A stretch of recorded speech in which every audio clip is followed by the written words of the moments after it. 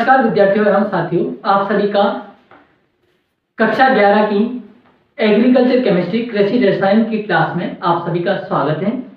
आज हम चैप्टर 1 की शुरुआत कर रहे हैं जिसका नाम है मृदा, खनिज, चट्टानों का अपक्षय और मृदा निर्माण।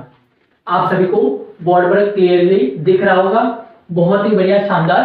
तो आज इस चैप्टर की शुरुआत करेंगे, कुछ बेसिक बातें करेंगे। सबसे पहले मृदा से शुरुआत करेंगे, उसके बाद में खनिज के बारे में, फिर चट्टानों का अपक्षय और फिर मृदा निर्माण किस प्रकार से होता है उसके बारे में बात करेंगे। आई होप पूरी बात आप समझ गए होंगे, आपको समझ में आ गया होगा। अब देखिए मृदा टॉपिक डालते हैं, आप भी मेरे साथ में लिखते चलिए कि मृदा के बारे में। तो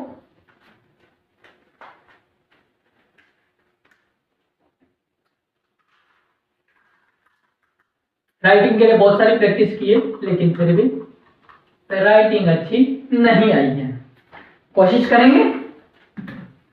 चलिए सबसे पहले लिखेंगे मृदा शब्द की उत्पत्ति के बारे में। क्या लिखेंगे? मृदा शब्द की उत्पत्ति लैटिन भाषा के, यहां पर लिखेंगे मृदा शब्द की उत्पत्ति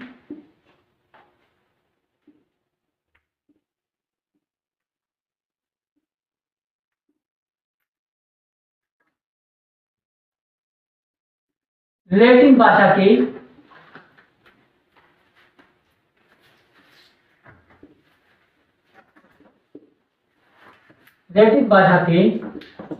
सोलम शब्द, लैटिन भाषा के सोलम शब्द से हुई है।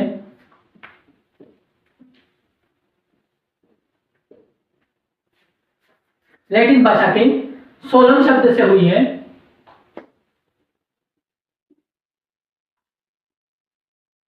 जिसका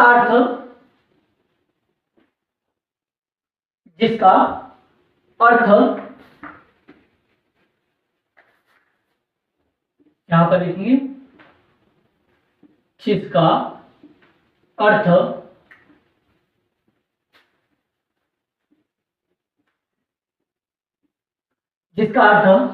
फ्लोर या फिर फर्श होता है। फ्लोर अथवा फर्श,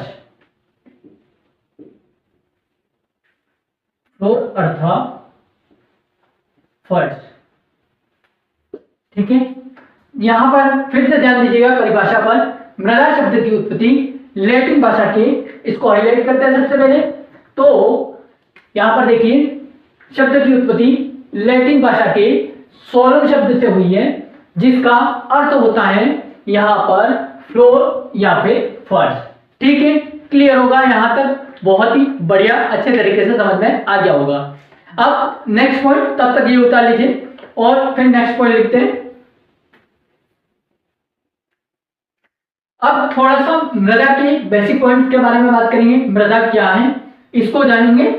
तो यहां पर सबसे पहले लिखेंगे मृदा, यहां पर सबसे पहले लिखेंगे मृदा एक मृदा एक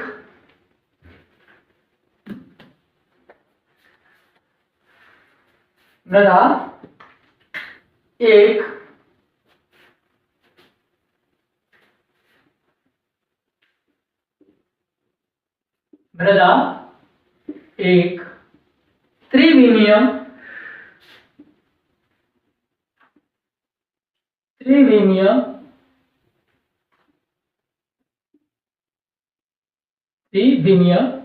प्राकृतिक पिंड है।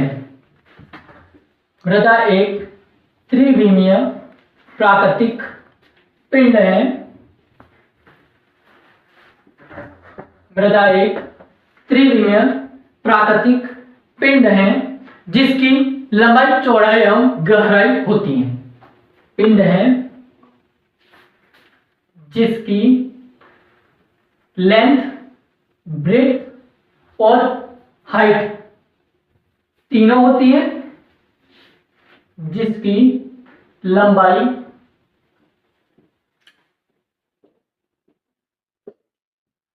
गहराई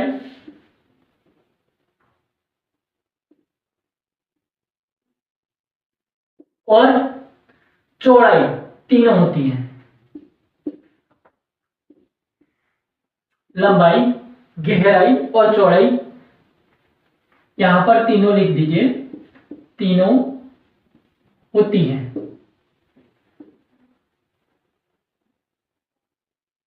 ठीक है, क्लियर होगा यहां तक?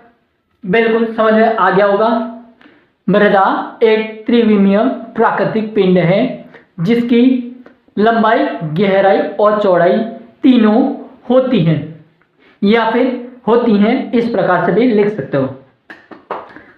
अब अगला पॉइंट लिखेंगे, मृदा पौधों की वृद्धि के लिए यांत्रिक आधार, जल एवं पोषक तत्व प्रदान करती हैं।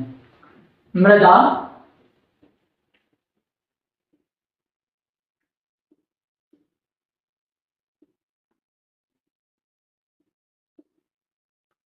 पौधों की वृद्धि के लिए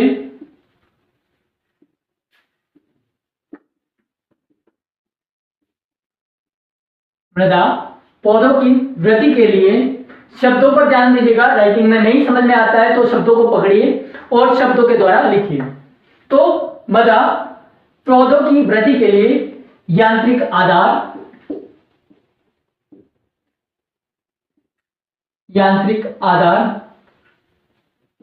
जल एवं पोषक तत्व प्रदान करती हैं।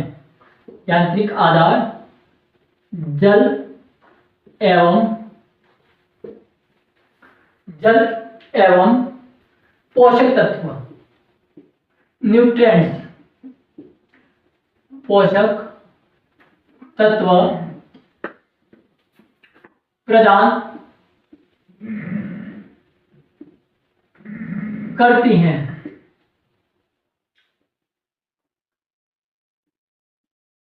ठीक है, यहां तक लिख लो फटाफट, जल्दी से। शब्द समझ में आ रहे होंगे। हमने लिखा मृदा शब्द की उत्पत्ति लैटिन भाषा के सोलन शब्द से हुई है जिसका अर्थ फ्लोर अथवा फर्श होता है।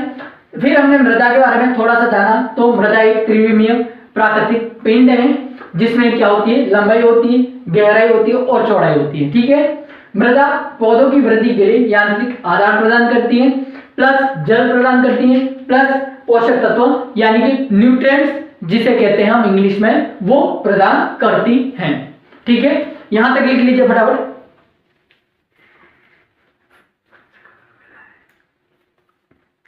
उसके बाद में आगे बढ़ते हैं थोड़ा सा और अगला पॉइंट जो कि है, मृदा भूमि की ऊपरी सतह पर असंगठित खनिज पदार्थ, मृदा भूमि की ऊपरी सतह पर असंगठित खनिज पदार्थ, ये लिखने से पहले इसको वर्ड को क्लियर करते हैं, उसके बाद में आगे बढ़ते हैं। तो सबसे पहले अब लिखिए अगला पॉइंट, मृदा भूमि की ऊपरी सतह पर असंगठित खनिज पदार्थ हैं। मृदा लिखो या मृदा लिखो, जो एज यू विश। मृदा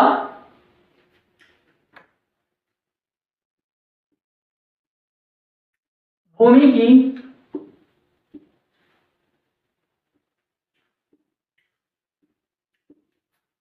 ऊपरी सतह पर, मृदा भूमि की ऊपरी सतह पर असंगठित खनिज पदार्थ हैं। भूमि की ऊपरी सतह पर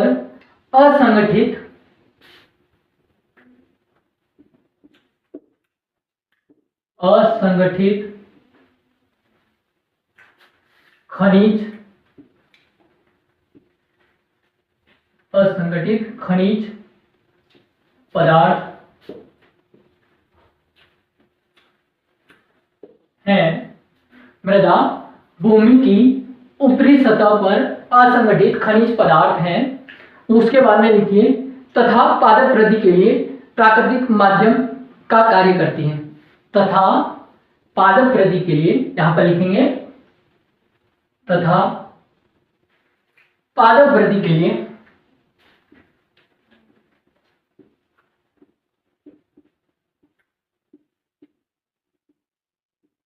पादप वृद्धि के लिए प्राकृतिक माध्यम का कार्य करती हैं। प्राकृतिक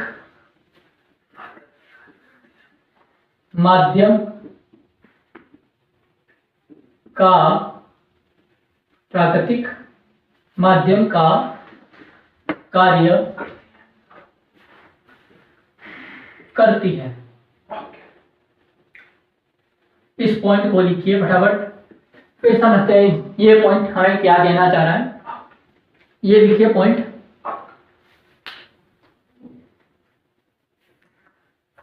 फिर परिभाषा के बारे में बात करते हैं। परिभाषा बुक में 2 दे रखी है, दोनों में आपको लिखवाना चाहूंगा। ये लिखिए फटाफट, क्या कह रहा पॉइंट को समझते हैं।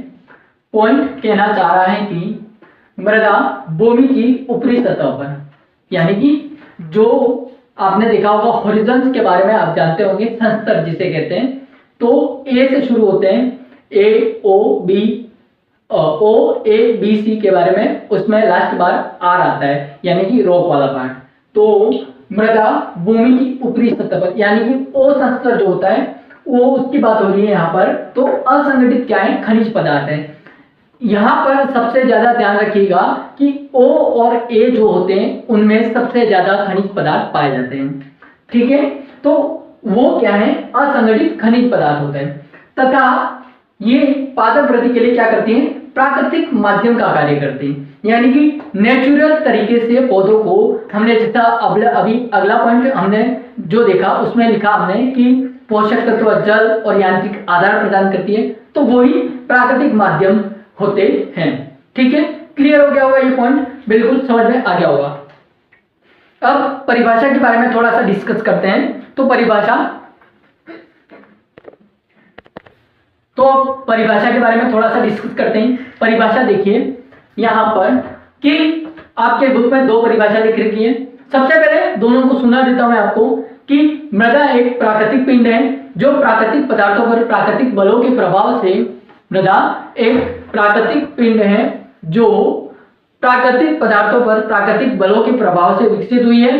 प्राय भिन्न गहराइयों के खनिज एवं कार्बनिक अवयवों के संस्तरों के अनुसार इसके भेद किए जाते हैं। ये संस्तर अपने नीचे स्थित पैतृक पदार्थ से आकर्षित भौतिक गुण, बनावट, रासायनिक गुणों से संगठित हो जाते हैं या फिर संगठन बनाते हैं, ठीक है। तो ये परिभाषा अगर आप लिखना चाहो तो लिख लीजिए। यहाँ पर लिखते हैं, ये परिभाषा किसने दी है वो मैं आपको बताऊंगा अभी। सबसे पहले परिभाषा देखिए यहाँ पर कि मृदा एक प्राकृतिक पिंड है। क्या है, मृदा एक प्राकृतिक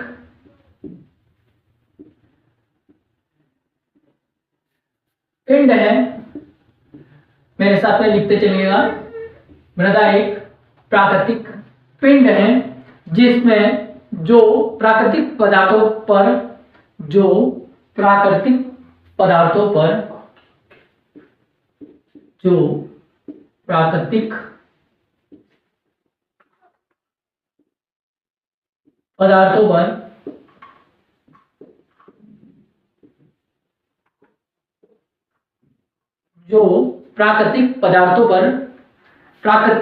बलों के प्रभाव से विकसित हुई है। प्राकृतिक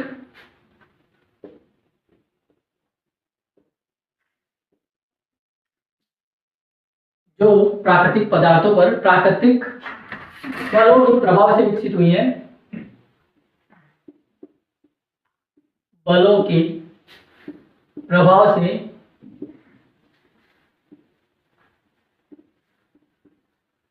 विकसित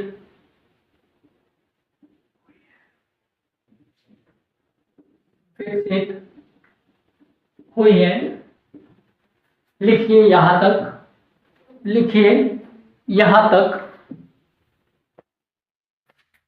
चलिए देखिए पूरी परिभाषा को समझते हैं।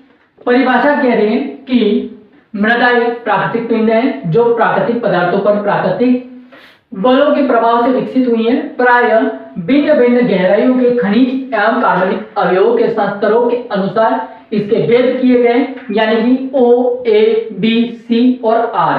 ठीक है, तो उसके अनुसार इसको बांटा गया है अलग अलग वर्गों के अंतर्गत। उसके बाद में यह संस्तर अपने नीचे स्थित पैतृक पदार्थों से आकारिकी, भौतिक गुणों, बनावट, रासायनिक गुणों, संगठन एवं जैविक लक्षणों में विभिन्नता रखते हैं, जिसे हम क्या कहते हैं, मृदा कहते हैं। कॉन्सेप्ट बिल्कुल क्लियर हो गया होगा, समझ में आ गया होगा कि परिभाषा क्या कहना चाहिए। उसके बाद में यहां पर ये जो परिभाषा दी है वो दी है जोफे एवं मार्बर्ट ने। ये फर्स्ट परिभाषा थी।